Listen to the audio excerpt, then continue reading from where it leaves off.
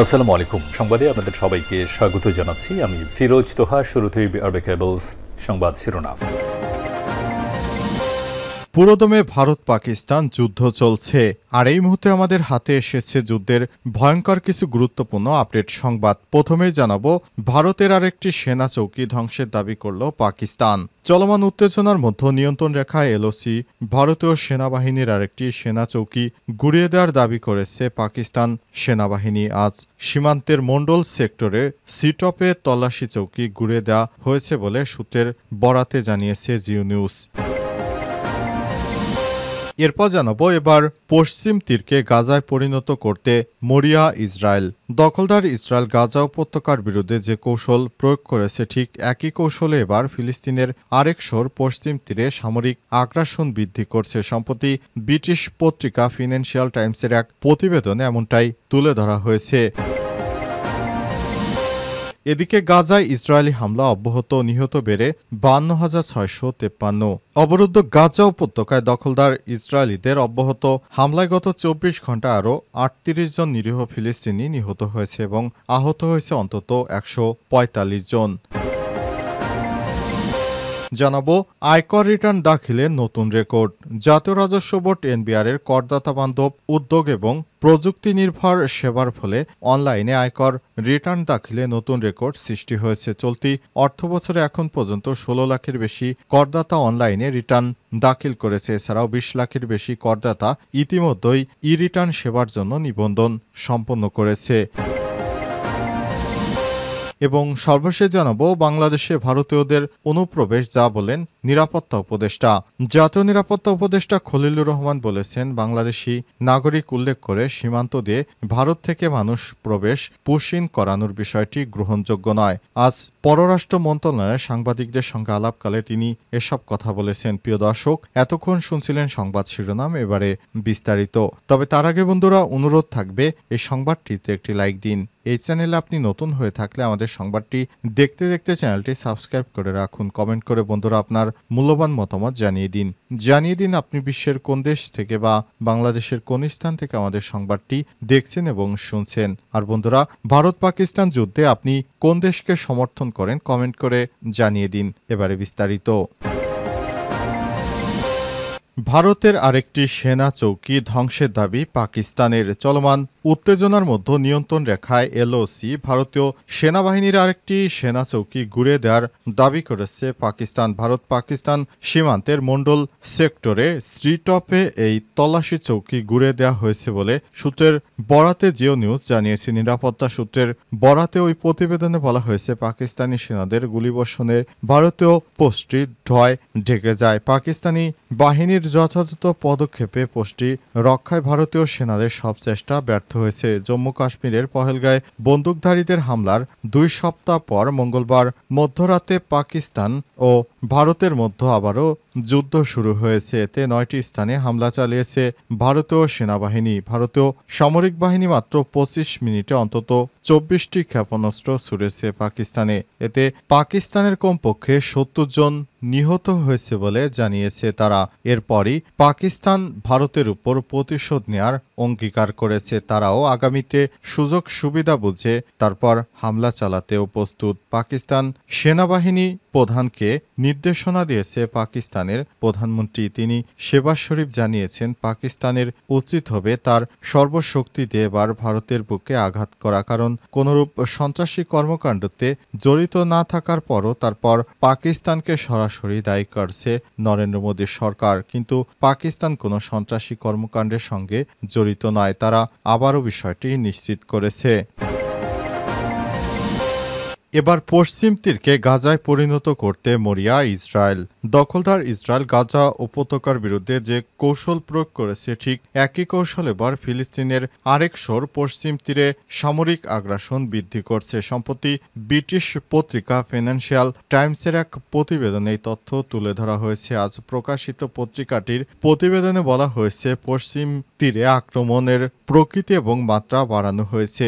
সেখানে ড্রোন হামলা করা হচ্ছে, ট্যাঙ্ক মোতায়েন করা হয়েছে এবং সেনাবাহিনী আক্রমণ বাড়িয়েছে।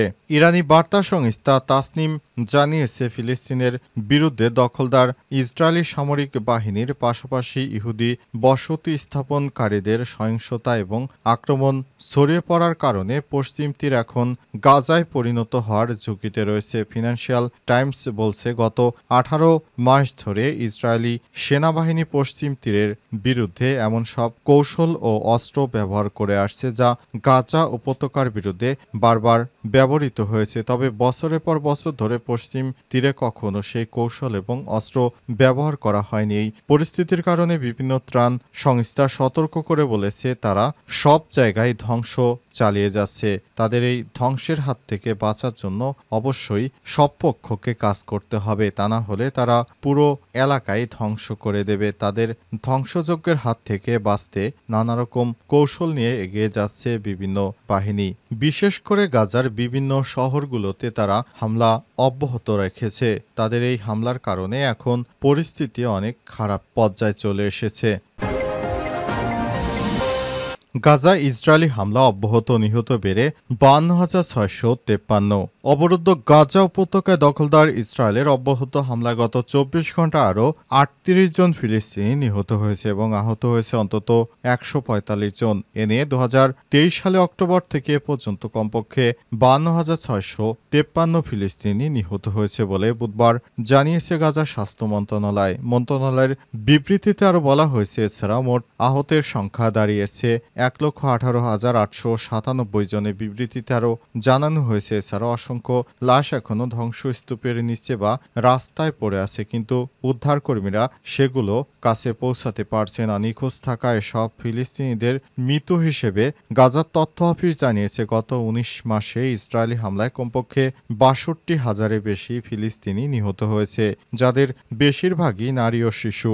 গাজার স্বাস্থ্য মন্ত্রণালয় আরও জানিয়েছে, চলতি বছরের জানুয়ারিতে এক যুদ্ধবিরতি এবং বন্দি বিনিময় চুক্তি কার্যকর করা হয়। তবে সেই চুক্তি লঙ্ঘন করে ইসরায়েল গত 18 মার্চ থেকে আবারও গাজায় পূর্ণমাত্রায় হামলা শুরু করে। সেই থেকে এ পর্যন্ত ইসরায়েলি বাহিনীর হাতে 2,545 জন নিহত এবং 6,800 জনের বেশি আহত হয়েছে। এর আগে 2024 সালে নভেম্বর মাসে আন্তর্জাতিক ফৌজদারি আদালত আইসিসি গাজায় যুদ্ধ অপরাধ এবং মানবতা বিরোধী অপরাধের দায়ে ইসরায়েলের প্রধানমন্ত্রী বেঞ্জামিন নেতানিয়াহু এবং সাবেক প্রতিরক্ষা মন্ত্রী ইয়োব গ্যালেন্টের বিরুদ্ধে গ্রেপ্তারি পরোয়ানা জারি করে। এছাড়াও গাজায় গণহত্যার অভিযোগে ইসরায়েলের বিরুদ্ধে আন্তর্জাতিক বিচার আদালতে আইসিসিতে একটি মামলা রয়েছে চলমানে। বর্তমান 10 দিন ধরে এই মামলার শুনানি চলছে, সূত্র আনাদুলু এজেন্সির। বাংলাদেশে ভারতীয়দের অনুপ্রবেশ, যা বললেন নিরাপত্তা উপদেষ্টা। জাতীয় নিরাপত্তা উপদেষ্টা খলিলুর রহমান বলেছেন, বাংলাদেশি নাগরিক উল্লেখ করে সীমান্ত দিয়ে ভারত থেকে মানুষ প্রবেশ পুশিন করানোর বিষয়টি গ্রহণযোগ্য নয়। বুধবার পররাষ্ট্র মন্ত্রণালয়ে সাংবাদিকদের সঙ্গে আলাপকালে তিনি এসব কথা বলেন। জাতীয় নিরাপত্তা উপদেষ্টা বলেছেন, ভারত থেকে জোর করে মানুষ প্রবেশ করানোর খবর আমরা পাচ্ছি। দেশের নাগরিক হলে আনুষ্ঠানিক প্রক্রিয়ায় তা জানানো হবে। এই ধরনের ঘটনা গ্রহণযোগ্য নয়। বাংলাদেশ ভারত সীমান্তে জোরপূর্বক প্রবেশের বিষয়ে দিল্লিকে জানানো হয়েছে। কোনো বাংলাদেশি নাগরিক হলে আনুষ্ঠানিক প্রক্রিয়ায় তাকে পাঠানোর কথাও বলা হয়েছে। জাতীয় নিরাপত্তা উপদেষ্টা খলিলুর রহমান বিষয়টি জানান। বিষয়টি নিয়ে দিল্লির সঙ্গে কথা চলছে জানিয়ে তিনি আরও বলেছেন, বাংলাদেশ ভারত সীমান্তে জোরপূর্বক প্রবেশের বিষয়ে দিল্লিকে জানানো হয়েছে। কোনো বাংলাদেশি নাগরিক হলে আনুষ্ঠানিক প্রক্রিয়ার মাধ্যমে তাকে দেশে পাঠাতে বলা হয়েছে।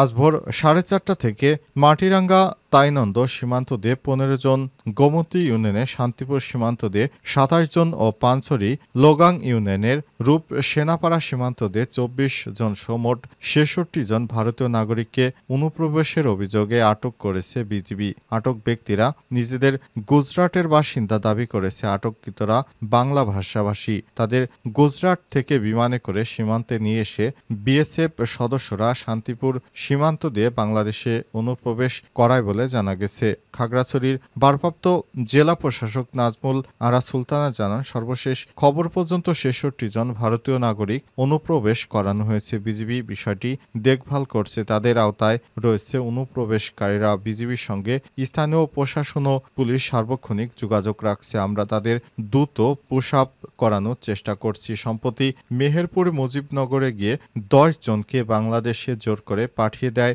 বিএসএফ। আটককৃতরা বিজিবিকে জানিয়েছে বিএসএফ সদস্যরা কাঁটাতারের বেড়া খুলে বাংলাদেশের মধ্যে তাদের ঠেলে দিয়েছে।